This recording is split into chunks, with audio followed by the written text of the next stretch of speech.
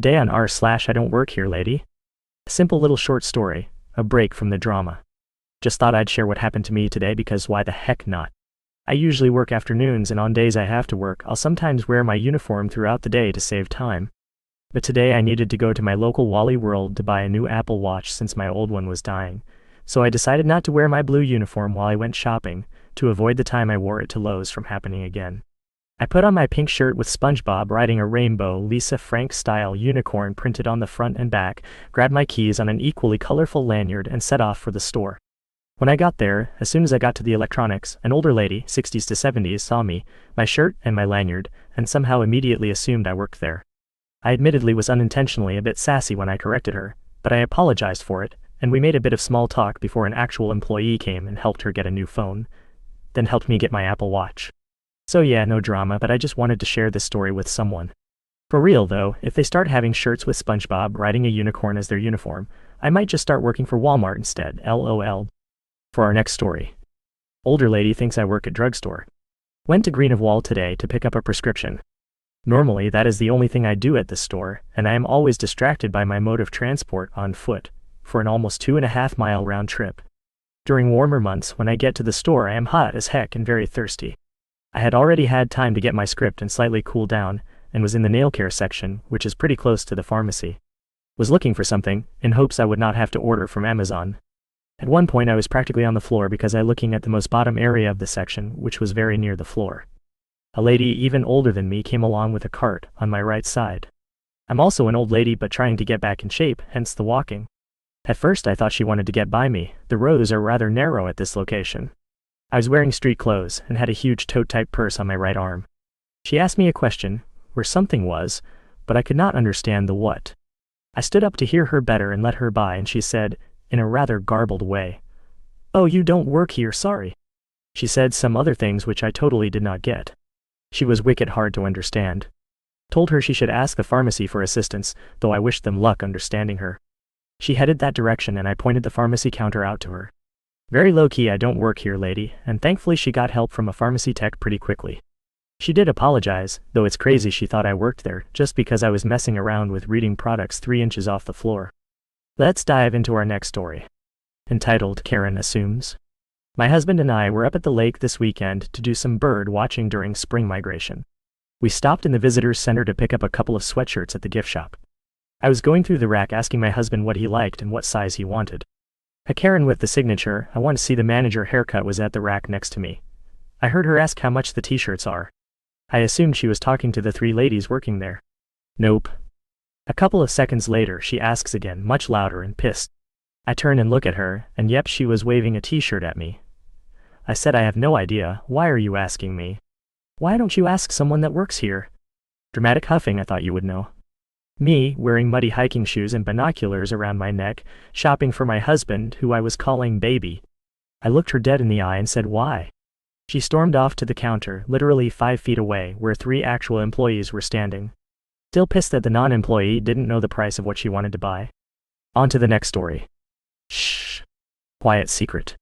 About a month ago I was stocking shelves at work, dressed in a green polo shirt and jeans with my store's name on the shirt, and my name badge in full sight pinned to it, when a lady walks up to me and asks if I worked there, while her husband is standing with the cart a few feet away. With a glance left and right, then a shushing motion of a finger to my lips, I told her softly, I got one of their work shirts, and now just play around with the products on the shelves. The shocked look on her face got me cracking up when the husband, who overheard me, walks up laughing. I apologized to her for the prank, and she started laughing, and I sent them off to where the product they were looking for was stocked. Now about 10 minutes later I run into them in another area, and they both glance about, then make a shushing motion to me before laughing. This caused my boss, who just walked up, to get confused and asked what was that about.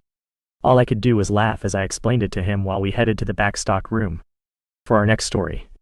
Changes to Oregon gas laws cause confusion for agro-lazy men. To the non-Oregonians out there, you may not know that until about a month ago, it was illegal to pump your own gas except in rural areas at night. Now we can, but many gas stations still have attendants. I personally prefer to pump my own gas because it is much quicker. Please note I work in medicine and had on scrubs for this entire situation. Today I pull up to the station, there was an attendant, but he was busy, so I get out to pump it myself, no problem, I love it. A few gallons in and I noticed the attendant run inside to take care of a cash payment. This big truck pulls up to the pump behind me. I'm just chilling, watching my money go down the drain with every gallon. Big truck man honks. I'm minding my own and assume it was an accident. Honks again, holding it a little longer. I start panicking like, oh no, did I not turn my car off? What is big truck man trying to tell me? I check and my keys are on my front seat where I usually leave them when getting gas. Dude rolls down his window and starts yelling at me, asking why I'm not pumping his gas right now, because obviously that car, my car, isn't done yet. I stare at him and walk a little closer, then just say, dude, this is my car. Truck guy, okay, but you work here, so stop being lazy and pump my effing gas. I gesture to my scrubs. I don't work here. Truck guy, yes you do. You can't pump your own gas in Oregon. He's getting noticeably white. Guy angry, red in the face. At this point the attendant emerges and hustles over, so I go back to my car which just finished. As I'm removing the nozzle from my tank to leave, I hear truck guy complaining about how I was blatantly breaking the law. The attendant explained to this man-child how the law changed over a month ago, and he could have been pumping his own gas this whole time instead of harassing other customers. Let's dive into our next story. Actually, I do work here, and the phone call of shame. I work at a very small municipal water company in a tiny community, so it's easy to get to know and enjoy your neighbors. A bit of necessary preamble. Lines get replaced. Damage happens. When we damage stuff, it's really easy to call the affected company and let them know. They come right out to repair it and bill us. Also, no work has been done recently at this address. On to the reason we're all here, the dirt. One dear lady came in yesterday to ask if Century Dink had called us. Cue my nonplussed expression. I asked for clarification. She explained that her internet had been down for well over a week, and that when the repairman came he said we hit the line and to take it up with us. Me, internally laughing in greedy anticipation of my hopeful proposal. Dearest lady, would you like me to call them back? She was initially taken aback that I would offer, but agreed to come back the next day. Today, dear Redditors, for exactly that. A brief shout out to my amazing boss, who not only approved this but didn't make me clock out even when she fully knew it might get spicy. She came in this afternoon. After dialing the repair line and staying on hold for 28 minutes, the poor human who had to take this call answered. After verifying dearest lady's identity and account number, he asked how he could help. I introduced myself. My name is OP, calling from ye old municipal water company. Our mutual client was told by one of your representatives to take up her broken internet line with us, and so she has. I am here. Now did you expect me to go repair this damn cable myself? 2 full seconds of silence. Agent. Again, my name is poor harried representative, and I am happy to take responsibility for this call. I lurked in the background, finding the contact info for alternative to Dink whilst they created a date for the repair, and at the end he said, "Can I help with anything else?" I said, "I hope you email the last person who helped dearest lady and let them know how stupid you felt getting this call, how stupid this call was, and how sorry I am that they didn't receive it. Don't F with my older HOA residents. I'm your Huckleberry." Our last story for today. Ma'am, I don't work here. For good clarification, I work in a well-known bookstore in my country. My uniform is a white blouse with a cactus green fabric apron with the name of the bookstore embroidered on it. I usually wear a bun. Normally on my lunch break I usually go to the cafe next to the bookstore. I'm already a regular customer, and both the owner and most of the employees know me by my name. Keeping that in mind, the situation was this. I went to my lunch break as I normally do. As it's really close, I don't see the point in taking off my apron. I joined the queue for my much-desired snack and tea.